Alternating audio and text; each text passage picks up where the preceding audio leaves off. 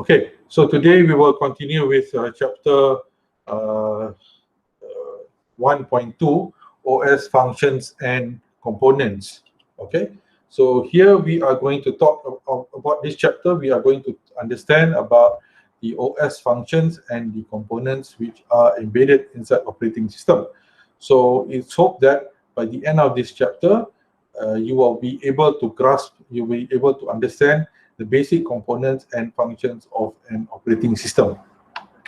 So the basic idea of an operating system follows the system model. Okay, so in the operating system, we have we follow this model, and this model applies to most of the operating system. So we have the processor manager, we have the memory manager, we have the interprocess communication, we have the I/O or device manager, we have the file manager, and we have the network manager. And this is all locked on to user command interface. Okay, so basically what this diagram shows you is all the managers which control the main devices inside an operating system. Regardless of any operating system, this is the model which they use. Okay, so the user like you and me sits right at the top. Okay, right at the top here, the gray round circle here. So this is the user interface. So this is what you see on your screen, on your laptop, on your phone. So this is the user interface, and how the user connects to the process, how the user connects to the main memory, and how the user connects into the network manager, and so on and so forth. Okay,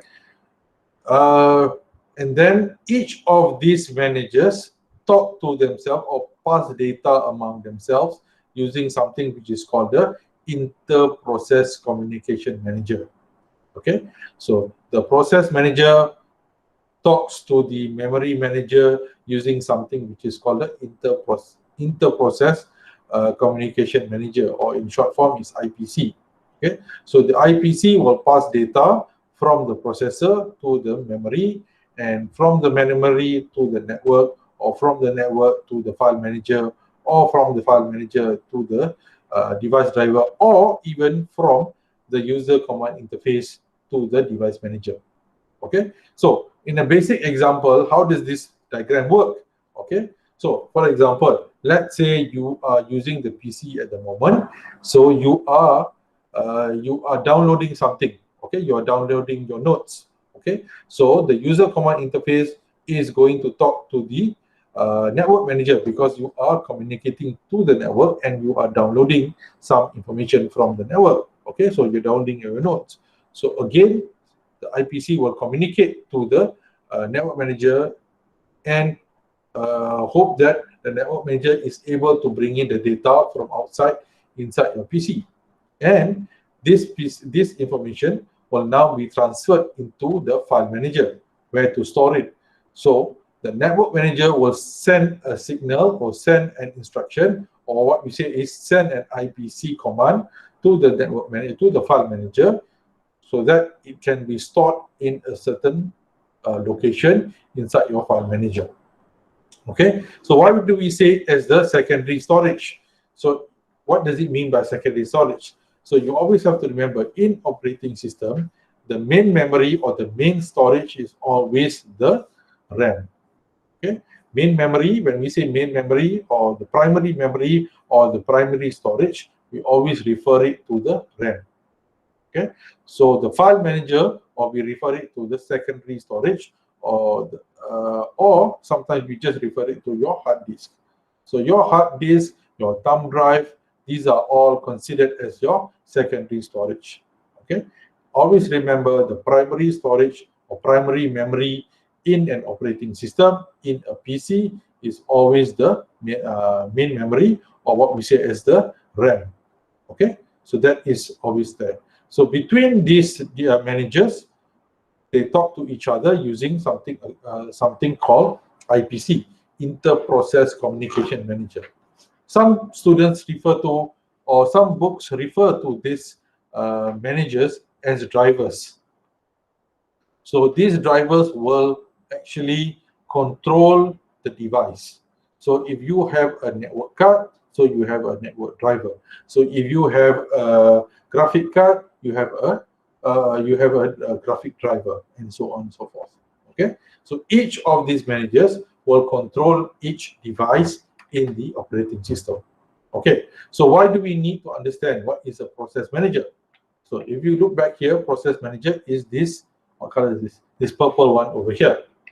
Okay, so why do we need to understand? Why does the operating system need to know or need to look into the process manager? So the process manager will decide how to allocate the CPU. Okay, because you are running, or the operating system is running a process. So it needs to allocate some amount of time, some amount of memory, some amount of files to run that particular process. So the process manager will decide how much allocation to be given to the particular process. Okay, for example, let's take a process. A process can be anything. Let's take a process called Microsoft Word. Okay, so there are two different terms you need to understand before I go into detail. Process and program. So what is the difference between a process and a program? Okay, so there are two differences between a process and a program. Okay, a process or a program is a particular software or particular application that has not been executed. Okay, a program is a particular application that has not been executed. Okay, that is a program. Once you click this particular application, it becomes a process. Okay, so a program is something which is stagnant, okay, which is static. For example, the Microsoft Word or Microsoft PowerPoint. Okay, if you don't click on it, it remains as a program. Once you double click on it, it becomes a process. Okay, a process. So it starts running. So when the process starts running, when the process starts executing, the operating system will decide of how to allocate CPU time to it. Okay, because why is this important? Because while running a particular process, you may also want to do another process. You may also want to hear music. You may also want to download. You may want to copy and paste between Microsoft Excel, which is another process, into Microsoft Word, which is another process. Or you may want to maybe open your Google Meet, which is also another process. So the operating system under the process manager needs to allocate the time or needs to allocate the CPU between these processes.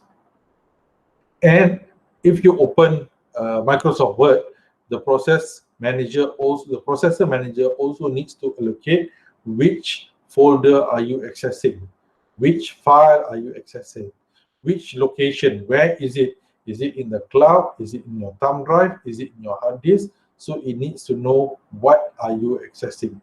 And is this particular file being accessed only yourself, or is it being accessed around the network? Okay, some files you can share. For example, the file that I sent you just now is inside the cloud, and it can be accessed through all the students. Okay, throughout the students. Okay, so there is a file manager which keeps track of all of this. So the processor manager will decide how to allocate the CPU, how to allocate the time to the particular process. Okay, so it has two levels of responsibility. One is to handle jobs as they enter the system. So there is a scheduler, and to manage each process within those jobs. Okay, so there is a process scheduler. So what is a job? So now you know what is a program, what is a process. Now you have another term, what a job. Okay, so a program is a static application, so nothing happens. Once you double click on it, it becomes a process. Okay, inside a process you have multiple jobs. Copy and paste is one particular job. Print is one particular job. Okay, you use the application is one particular job. So there might be multiple jobs inside a particular process. So operating system under the process manager will keep track of all of these jobs. Okay. For example, antivirus. Okay, the antivirus is a particular application software, or what we say is a program. Once the antivirus program is being executed, it becomes a process. Once the antivirus does a scan on your PC, it becomes what we say as a job. Okay, it becomes a particular job. Or maybe you don't understand that. Okay, let's take about Microsoft Word. Okay, Microsoft Word. So you open, if you double click on it, it moves from a program to a process. And then you open document 1, it becomes a job. Document 2, it becomes another job. Document 3, it becomes another job. And in document 3, you type something, you copy that. The copy function becomes another job. And you paste that into document 1. So it becomes another job. Okay, so one process can have multiple jobs. Okay, one process can have multiple jobs. Can a program have multiple processes? No, a program can only have one program, one process. One process, multiple jobs. Okay, so you have to understand this. One program, one process, but multiple jobs. Okay, one program, one process, multiple jobs. You can have that. Can you have multiple process? Yes, you can have multiple process, but it needs to be coming from multiple programs. So you can have multiple programs running or multiple process, but each of these process comes from a different program. That is okay. But inside one particular program, you can only have one process. Okay, one process only. Okay, next we move into the memory manager. So memory manager is in charge of the main memory. Okay, so it's responsible for allocating or to get to know which process is inside the memory. Okay, which process is inside the memory, and it's to reserve or to check the space, if there's enough space to put the memory, to put the process inside the particular memory spot. Okay, so memory is what we say as RAM. So if you still remember, there are two types of condition inside your RAM. Is it either volatile or non-volatile? So you have to think which one is volatile and which is non-volatile. So volatile means it disappears after you restart your PC or after you shut down. Non-volatile means the process or the program remains inside the memory even if you shut down your PC. Okay, so each process will be allocated certain memory space inside the main memory. Okay, so the main memory will allocate certain space inside the memory for the process to run. Okay, because you have to understand, main memory or RAM is different from the processor. Processor is i5, i3. This is a processor. But inside an operating system or inside the PC, for example, inside the PC, personal computer, there can only be one process running at one particular time. Okay. When you open your PC, when you open your laptop, there can only be one processor inside the CPU. The CPU cannot run, or they can inside the processor. So even if you're running i5, i3, or whatever, okay, the processor can only run one process. But then the question arises, but how am I able to do Microsoft Word and also listen to my YouTube channels? How can I do that? Why is it possible? Yes, it is possible, because the processor changes very fast. It changes. That means it swaps between the process. And all of this process stays inside the main memory. So between the main memory and the processor, which is your i5 or i3 or whatnot, the change becomes very fast. The change is very fast between your RAM and your processor. Remember, your processor is only one. i5, i3, whatever, is only one processor. So the process inside the main memory goes into the processor, and it comes back and sits back inside the memory. You can have multiple process inside your main memory, no problem. And each job is under each process. So you can have multiple process. For example, you can have Excel running, you can have PowerPoint running, you can have your Google Meet running, you can listen to your YouTube, and so on and so forth. No problem, all can sit inside your RAM, but the processor only takes in one process at one particular time. Okay, the processor only takes one. So it interchanges very fast. Interchange between RAM and processor, it interchange very fast. So when this interchange happens, so the process from the main memory goes into the processor. Okay, so that is what, and then another point is, the last point here, deallocates memory when the time comes to reclaim memory, meaning when the process ends, when you shut down the particular program, when you close down the particular program, then, or when you close down the particular process, then the process from the main memory goes back inside your file storage. Okay, so you are doing Microsoft Word. So once you're done with the save, you save all your files. When you shut down the program, so now the program which was sitting inside the main memory goes back inside your file storage. Why does it go there? Because all programs sit inside the file storage. Okay. Next, you have your device manager. So device manager monitors every device, channel, and control unit inside your PC.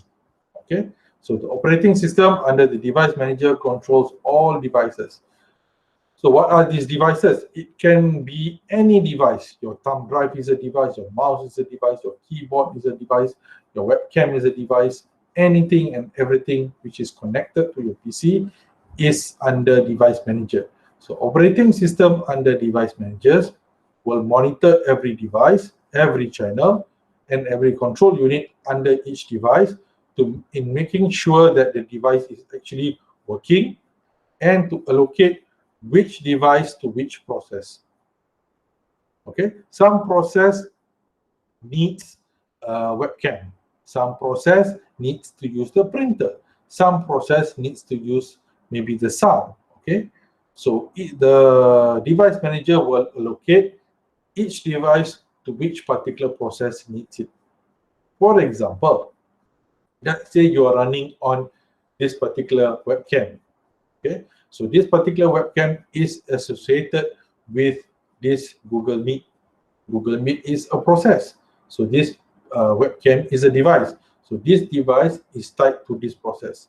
Let's say you open another program which is called WebEx. Okay, WebEx is another video conferencing software. Okay, you run that program, you run that process. Okay, that process cannot be connected to your webcam because your webcam is already connected to another process. Okay, it's already connected to another process. So the device manager will control all devices according to each process. Okay, next we have the file manager. What is file manager? So the operating system under file manager keeps track of every file in the system, including your data file, assembler, compiler, application program, and all the other files. So the file manager under the operating system controls or keeps track of each and every file. Okay, so it will keep track of the file, the location of the file, who can access the file. So these are all what all the file manager does. Next, you also have the network manager. So the network manager keeps track of all incoming data to your PC network, through the network, through maybe the internet, through maybe your office network. Okay, so it will keep track of all data which is coming in and all data which is going out. Okay, going out data, it can come out from, let's say, you're connected to your laptop, you're connected to your printer. So those are things that this particular manager will keep track. Next, we look at certain interfaces which are connected to to the operating system. So we have the hard disk, which is connected. Okay, we have the keyboard. We have a video card, which is connected to the monitor. We have your sound card, which is connected to the speaker. So, okay, so the managers is the sound card, the video card. So this video card and this sound cards are what we say as the device manager, because it controls a particular device. Okay, it controls a particular device. And even the keyboard and the mouse and the hard disk are all devices which has our own device or own manager inside the personal computer itself. Okay, next we also have some subsystem managers. To be more efficient, each subsystem manager must perform the following tasks. So monitor its resources, enforce policy, allocate resources when appropriate, deallocate resources when appropriate. Meaning each manager, okay, each manager, what manager? The processor manager, the network manager, the device manager, the file system manager. So each device main job is to make sure, okay, is to monitor each process and determine who gets what. Okay, so I'm running Google Meet, so I need to use the particular webcam. So, okay, so the device manager will allocate this particular device, which is the webcam, to this process, which is the which is the Google Meet. If I open WebEx, so this device cannot be connected to that particular program or process, because this device is already located to this particular process. Okay, so again, let's recap. So you have the processor manager, you have the memory manager, you have the device manager, you have a file manager, and you have a network manager. Each manager both works closely with the other managers and performs a unique role. Interprocess Communication Manager, IPC. Okay, IPC. So between these managers, how do they talk to each other? They talk to each other using something which is called the IPC, Interprocess Communication. Okay, Interprocess Communication. So interprocess communication is how the process talks to each other. Okay, talk to each other, because the processor needs to know where is the process inside the main memory, and then the memory needs to know what device is attached to the process and which file is being allocated. So it needs to look at this, and the network manager needs to understand where, when you're downloading the particular document or particular file from the internet, where is it supposed to be stored. So all of these things are necessary. So that's why each manager talks to each other using something which is called the network manager. Sorry, using something which is called the inter-process communication. Okay. Next, we move on to main functions of operating system. Okay. So yesterday we have understood what are the 4 main tasks. Okay. You can refer back to chapter 1.1. Okay. We have 4 main tasks of an operating system, but overall, OS has 2 main tasks: resource allocator and control program. So what does it mean by resource allocator? It means that the operating system is responsible to allocate resources to any program or any process which is running inside the PC. Okay, so it will allocate resource. What kind of resource will it allocate? It will allocate any resource. For example, it will allocate memory management, resource. It will allocate the devices. It will allocate the process. Okay, so the process manager only is just a particular hardware, but is the function of the operating system to allocate the process to that particular program. It's the job of the operating system to allocate which part of the memory is given to that particular process. It's the job of the operating system to tell the file that I want to download, it's to be stored somewhere in this particular folder. Okay, it is the job of the operating system to tell the printer, okay, now we are going to print page number 3, 4, and 5 only. Okay, so this is the job of the operating system. Next, the operating system is also to control the program. Controls execution of programs to prevent errors and improper use of the computer. Okay, so it will control each program which is running. Okay, so the operating system will control every program that runs inside your personal computer. Okay, that is the job of the operating system. Okay, next we also have some cooperation issues. Okay, meaning each manager cannot, okay, because now the operating system, as we know, is controlling all the devices, all the programs inside your PC, but each of these managers needs to cooperate with each other. So you have some issues which are related to the OS component. Okay, note that each manager cannot simply perform its own individual tasks. What manager? Process manager, network manager, file, and device manager. Okay, so each manager cannot just perform. No, it has to check with the operating system. Okay, because, for example, like I gave you just now, let's say I'm working now with Gmeet under this webcam. So this particular Gmeet is a particular program. Okay, sorry, a particular process which is linked to this particular device. Let's say I open another video conference. Okay, I open another video conference and I want to use this particular webcam. So now the question arises, what do I see? Or what can the people see? Can the people see me here? Am I able to view, are the people able to see me in two places? Okay, so there will be some problems. So if these two devices or these two programs don't talk to each other, then there will be some problem. That is why the operating system will handle which process gets the device first. That process is able to use that particular device. Each manager must work harmoniously, so each manager will talk to each other. Okay, who gets the device, and the operating system will control all this. Point out that we may discuss each manager as an individual component for learning purpose. However, in reality, they work together as part of a comprehensive operating system.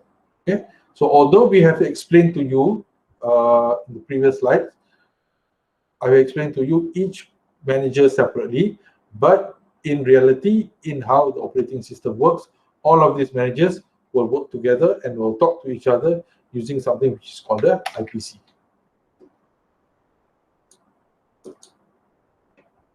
Okay, so we give you some scenarios. The device manager must receive electrical inputs from the keyboard. Okay, so because I'm going to type something, and then the operating system will decode and send a command to the user interface, where the process manager validates the command. Okay, so the process manager, they can validate the command. Okay, maybe I do let's say I do Control X or Control C. I want to copy something. So first, whatever I type here must be decoded by the process manager. What do I actually want from Control C or Control X? What does it mean? So the process manager will decode this. Okay, will decode this and find out, oh, I want to copy something. Okay, so next it will send something. Okay, it will send, and once it has acknowledged this, it will do that particular command, which is to which is to copy the device, and it will acknowledge the video monitor. So the video monitor is the device. So it will actually come out on the screen. Okay. Okay. If the program is in the storage, the file manager must calculate the exact location on the disk, pass this information to device manager, which retrieves and send the program to memory manager, which must find a space. Okay. Let's say you want to open a particular program. Okay. Let's say you have downloaded a particular program, and this particular program is kept inside the file manager in drive D under folder 123. Okay, so the file manager will allocate this program, will find this program, and once you double click on it, it will send this particular program to the memory manager, because the memory needs to allocate the memory for it to run later inside the process manager. Okay, so each of these, because the information comes from the device, because we use the mouse to find the particular file. So we use the mouse, so that's a device manager. We open the file manager. Okay, we locate the file. We double click on it. So the file manager will now send that particular file to the memory manager. Okay, memory, this is where do I put this file? Okay, memory says, okay, now put this file in location number 4. Okay, so now file sits there, and now to run the particular file, that particular file goes inside the process manager. Okay, so as simple as even to run a small program, we use about 4 managers to run a particular program. Okay, when the program has finished executing, it will send a message back to the process manager. Okay, so the process manager will get it. Okay, now we have finished the process.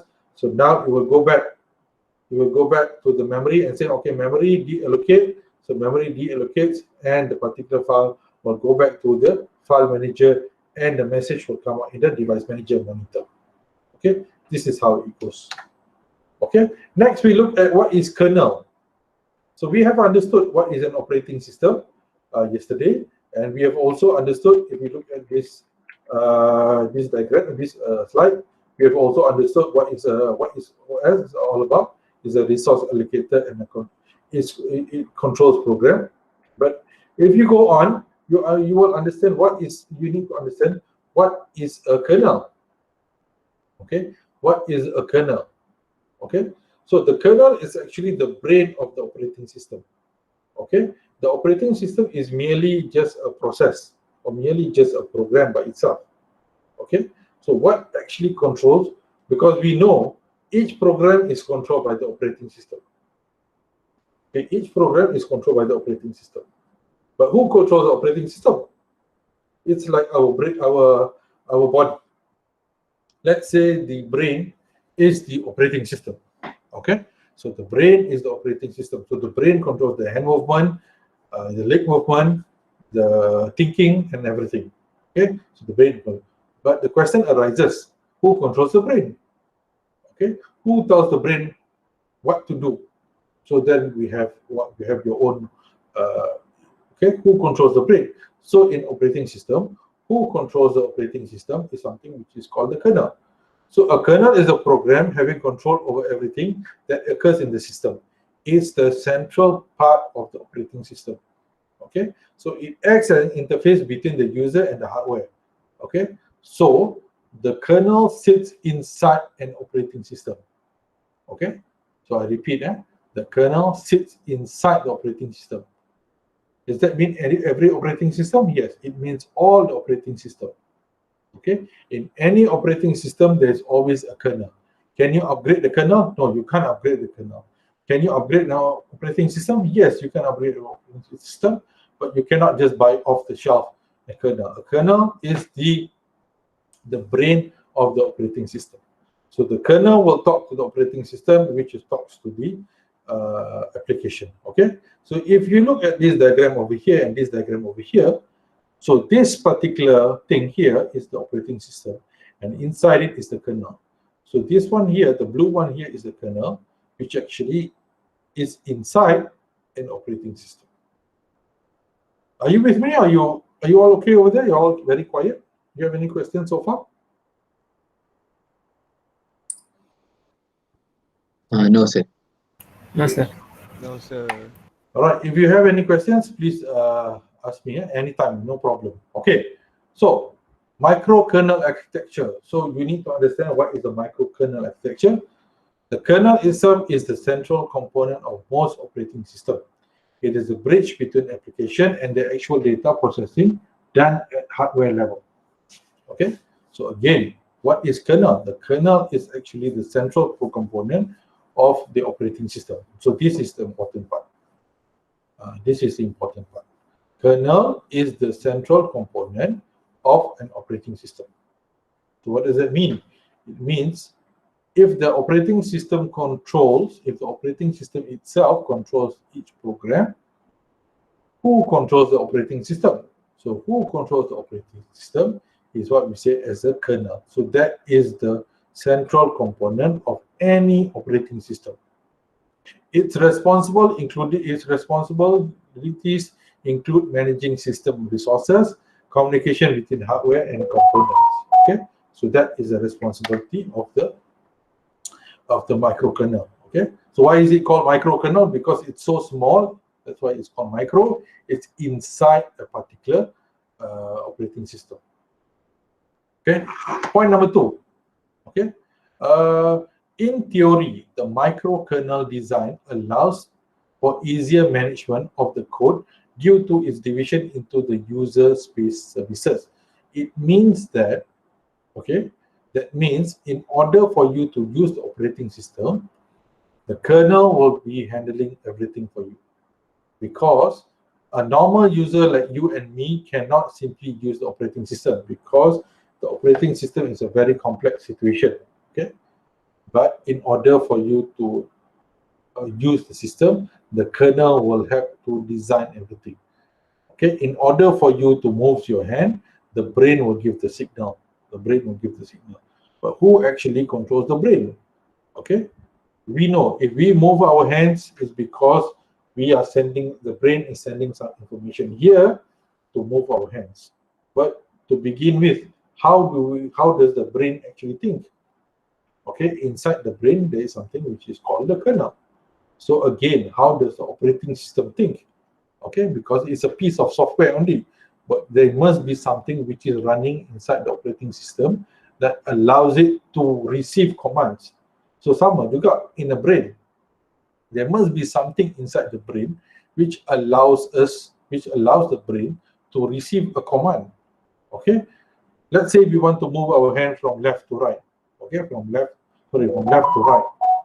How does it go? First, we are thinking, okay, I should move my hand from left to right. But the process of thinking happens inside the brain. How does that process happen? So the process that happens is because of the kernel, or something inside the brain, or something which is controlling in the brain, which always occurs. So the kernel is something inside the operating system, which always runs, and it controls the operating system to do something. Okay. Okay. We have several terms. Monolithic kernel, I will show you here. Okay. From left to right, what does this mean? So these were characteristics of modern operating system. Okay. So now we have the right one here. We have the hybrid operating system over here, and we used to have the monolithic kernel operating system. Okay, and then we have the micro one here, and then now we have the hybrid one here. Okay. What does it mean by monolithic? Monolithic meaning one kernel. Okay, obviously there's only one kernel, but it can only process one process. Okay, it has monolithic. Okay, all of these have the same kernel, but this one, that means the kernel inside this particular operating system only allows it to do one process. Mono, one. Okay, so the kernel inside this particular diagram, or in this PC, only allows it to do one particular process. Okay, next we move into the microkernel. So the microkernel, on the other hand, allows the operating system to do multiple processes, and it breaks down the kernel to micro level, meaning each process will get a small part of the kernel. So it's something like in our brain, moving our hand, moving our leg, okay, playing music, eating. Kan dalam brain kita ada left side, right side, kan. One particular brain will control the certain movement. Kan orang kata, when we play music, saya tak pastilah. Okay, when we play music, is the left side of the brain kot. Kalau kita buat mathematics, is the right side of the brain. Something like that lah. Okay, so it works in the microkernel. So the kernel is broken down into micro levels. So each kernel will handle that particular operating system, and which handles that particular process. So that's the microkernel. On the hybrid pula, when we see hybrid, so hybrid dia boleh buat dua. Okay, dia buat dua. So what does it mean by hybrid? That means the operating system can run without the use of kernel, and the operating system can run with the use of kernel. Dia boleh buat dua dah. Because the operating system is already it's already what you say, it's already advanced. So now we have two. MicroKernel is what we see on my PC, my laptop here. This is MicroKernel. On a hybrid, okay, this is advanced operating system. Okay, so you have the hybrid, meaning the hybrid itself, okay, the operating system can run without, okay, without an the operating system can run without a kernel, and it can run with a kernel itself. For example, if you are using embedded system, contohnya macam when you go to Tesco, okay, over the counter. So those are what we said is the hybrid kernel, meaning when the cashier tu tembak pakai QR code pula, when they tembak pakai apa tu scanner, okay, that scanner is directly to the operating system. It does not go to the kernel because that is a dedicated process. A dedicated process is what we say is a hybrid. It means it goes through data, it just goes through. Dia tak perlu nak simpan apa. It just because it's a dedicated process. It's hybrid. But the same thing, it can do something else as well. Okay, it can also use the operating system. So in a hybrid kernel, it can do both. It can have the kernel straight into the process and kernel operating system process. Okay, so kalau kita tengok inside our human mind, how do we hybridkan this situation?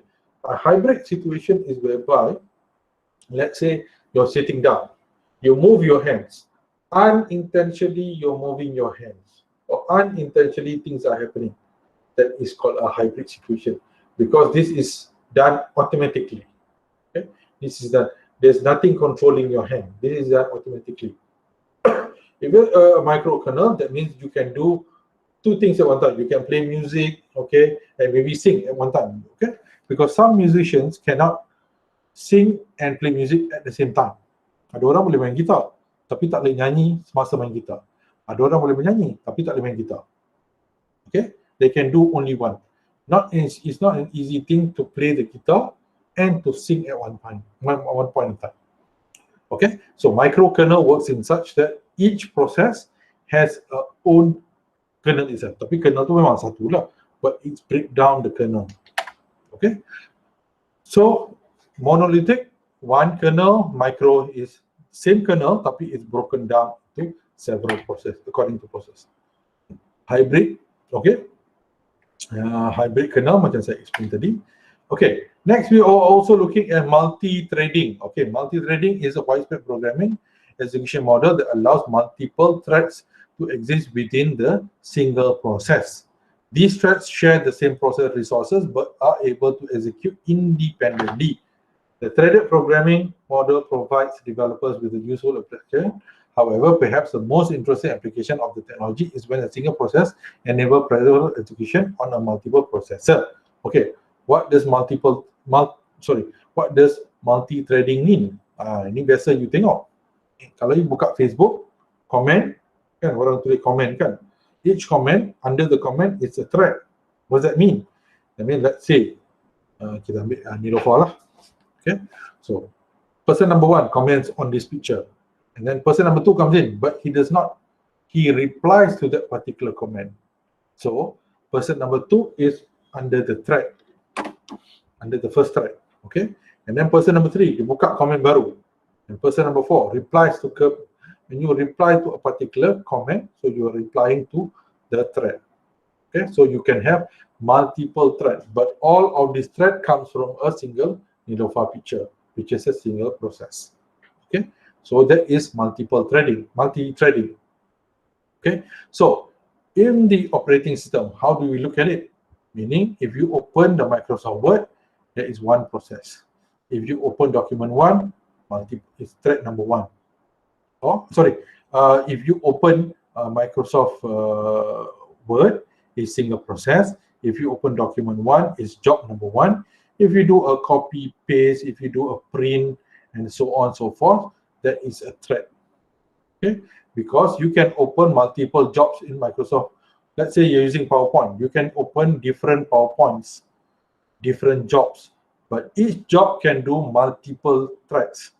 You can copy in document number one, you can do, you can paste it in document number 2, you can do so many things. Okay, but now what they're trying to do is each of these threads will run separately. Okay, so your point yang hijau ni, what does it mean in multiprocessor? Meaning job 2 it's run independently, but it's all linked to one process. How is that? How macam ni kita nak tengok benda ni?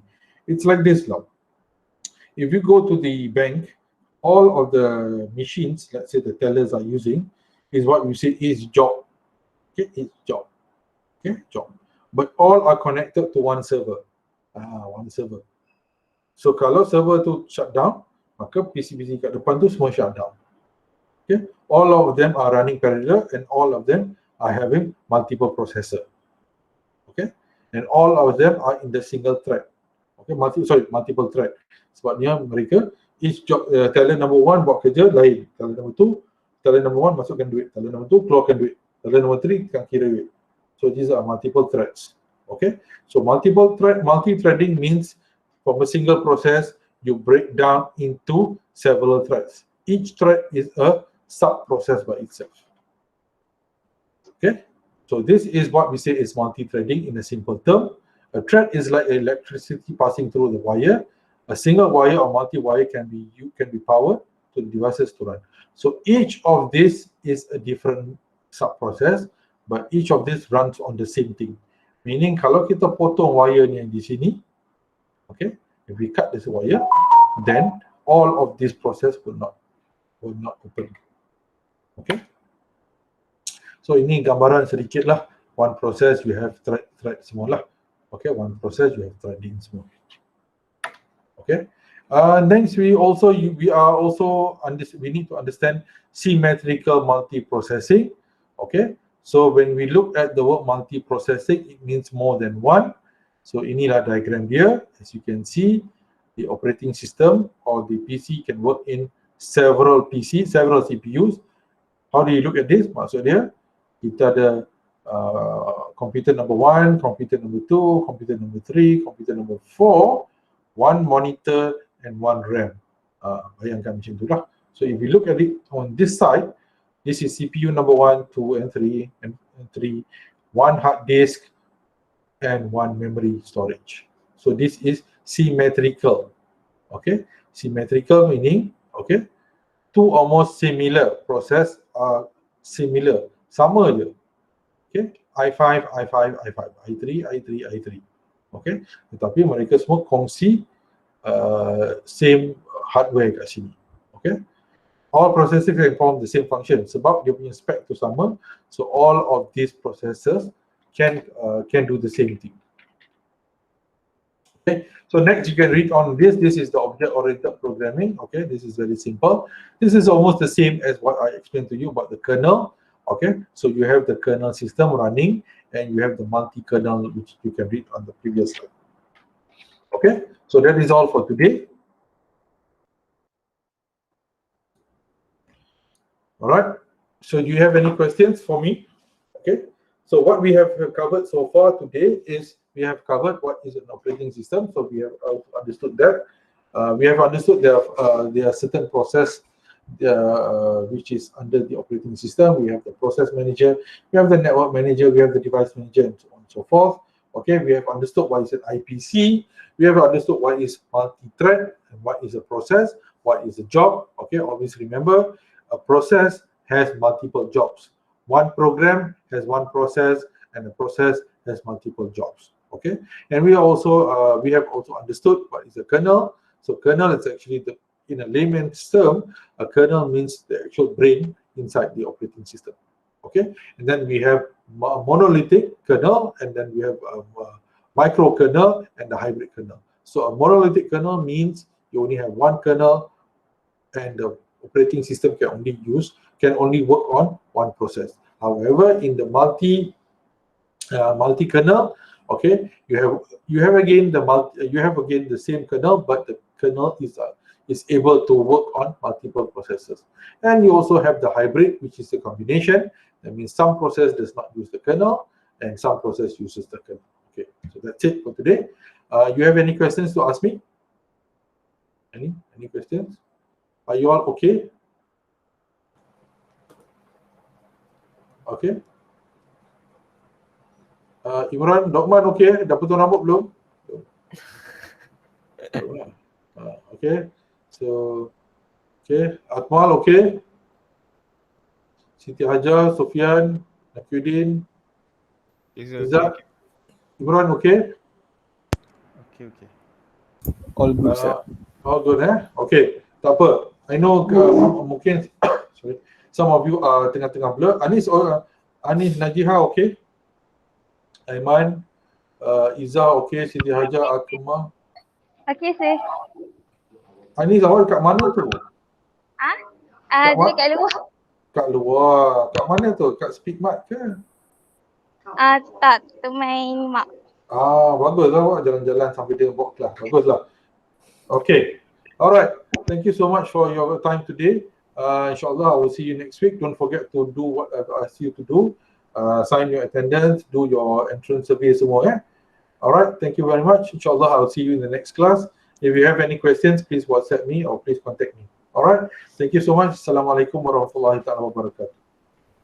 Thank you, sir. Salam, sir. Salam, thank you, sir. Thank you, sir.